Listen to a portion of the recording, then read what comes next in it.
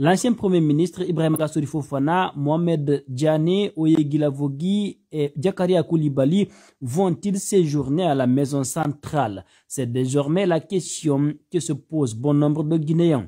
Au terme d'une longue journée d'audition lundi 4 avril, les choses pourraient s'accélérer ce mardi 5 avril 2022 pour l'ancien Premier ministre Dr Ibrahima Kassory Fofana, l'ancien ministre de la Défense Dr Mohamed Diané, l'ancien ministre des Hydrocarbures Zakaria Koulibaly et Oyeguilavogui, ancien ministre de l'Environnement.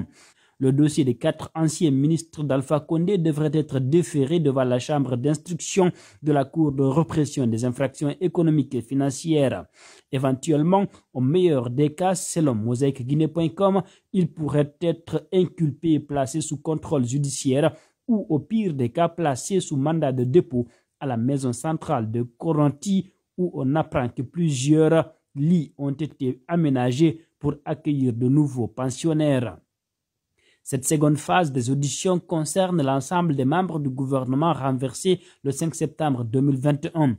On apprend qu'ils sont poursuivis pour des faits de détournement de deniers publics, blanchiment d'argent, enrichissement illicite ou encore de corruption.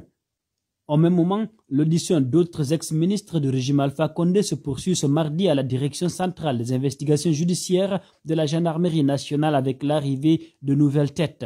Outre l'ancien Premier ministre Ibrahima Kassory Fofana, Oyeguilavogui, Mohamed Diané et Zakaria Koulibaly, d'autres nouvelles figures de proue de l'ancien gouvernement ont été aperçues par des journalistes à l'entrée de la DCI.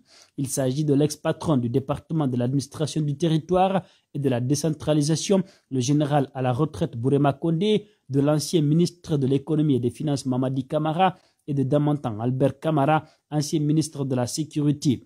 À l'image des autres, ils sont aussi accompagnés de leurs avocats respectifs. Ils répondront des faits de corruption, de blanchiment d'argent et de détournement de deniers publics.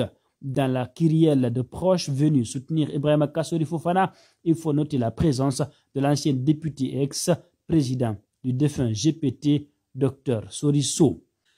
Quelle sera l'issue de cette affaire? Seront-ils déposés à la maison centrale, comme c'est le cas avec Lucien Nabé, l'ancien gouverneur de la Banque centrale de la République de Guinée? Pour l'heure, difficile de répondre avec exactitude. Ce qui reste clair, les jours et les mois à venir vont nous édifier quant au sort réservé à ces anciens dignitaires du régime Alpha Condé. Très bonne nouvelle pour El Hadj Ousmane Baldé, communément appelé sans loi. Le CNRD vient de lui restituer ses biens.